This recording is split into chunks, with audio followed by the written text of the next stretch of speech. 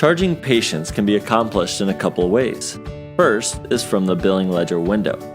Make sure you select a patient, then click the Add button under the Actions heading. For a charge, the date of service and date of action will be the same. Select the type as charged, then select the category or search for the CPT code that you need. Select the charge in the drop-down menu. The selection will populate the row above. Mod 1 and Mod 2 correspond to the first and second modifiers and can be entered here by selecting the cell under the corresponding modifier.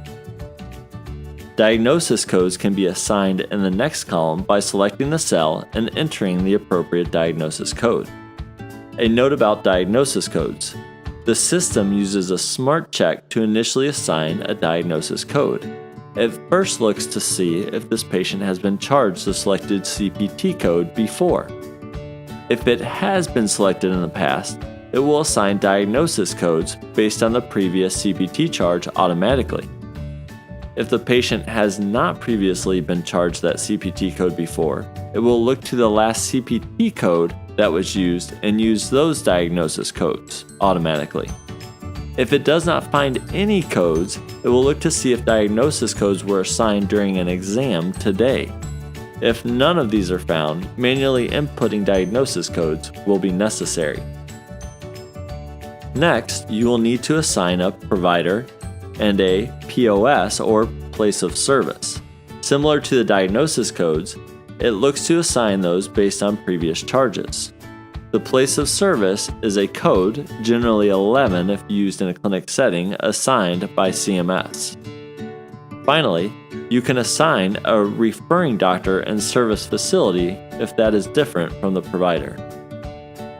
A location and case can also be assigned, but they are not used in insurance billing. Click the Save button to save the charge. The other way to charge a patient is in an exam, either by a connected test or a charge page. When set up and selected, this will charge the patient automatically when you save the exam.